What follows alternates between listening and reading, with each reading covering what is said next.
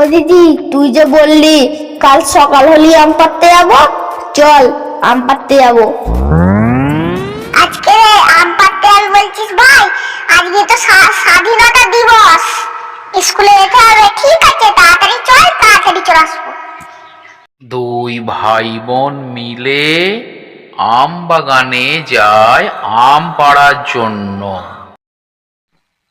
ঠিক আছে ভাই, তাড়াতাড়ি পেরে নে। তুই আম পাড়তে পারবি তো? গাছটা অনেক উঁচু, তাড়াতাড়ি স্কুলে যেতে হবে। তুই শুধু খালি স্কুল স্কুল, ভাল লাগে না? তুই একা স্কুলে জেগে যা তো, আমার একদম ভাল লাগে না স্কুল যেতে।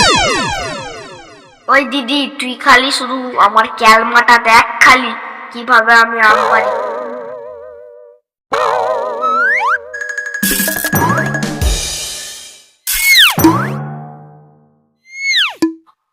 ঝুড়ি ভর্তি করে দুই ভাই বোনে আম পেড়ে বাড়ির পথে রওনা দেয়।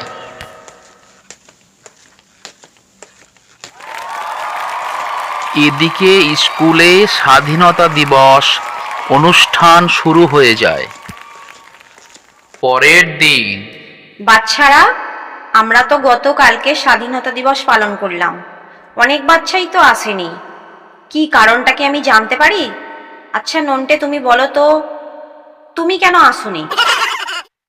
আরে দিদিমণি, তোমার সাথে আমার সাথে কালকে তো বকুলতলায় দেখা হলো, তাই জন্য আমি আর স্কুলে আসিনি। স্কুলে আসলেও তোমার সাথে দেখা হয়, ফের বকুলতলায় দেখা হলো তোমার সাথে, তাই জন্য আমি কালকে স্কুলে আসিনি। আমার কথাটা বুঝতে পারলে তো দিদিমণি? এতক্ষণে বুঝলাম, তুমি তার মানে আমার সাথে শুধু দেখা করতেই স্কুলে আসো। তুমি তার মানে লেখাপড়া করতে কখনো স্কুলে আসো না, তাই তো? আসলাম, তোমার কথা শুনি, তুমি কেন আসোনি বলো?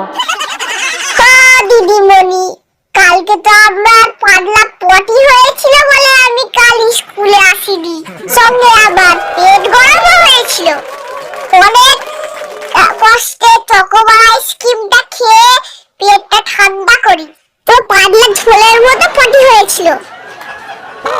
বাহ, আমার তো দারুণ ছাত্র, সুন্দর উত্তর, সুন্দর। বাহ, আবার ফোন চলে এলো। হ্যাঁ আচ্ছা, হ্যাঁ হ্যালো, হ্যাঁ ঠিক আছে, আমি তখন ছাত্রদের পড়াচ্ছি, আমি একটু বাদে ফোন করব। আমি তো সব একদম খুব সুন্দর ব্রিলিয়ান্ট স্টুডেন্টদের নিয়ে পড়াশোনা করাচ্ছি। রাখো রাখো রাখো, পরে কল করছি। ফোনটে, তুমি কেন পড়া করে আসোনি বলো?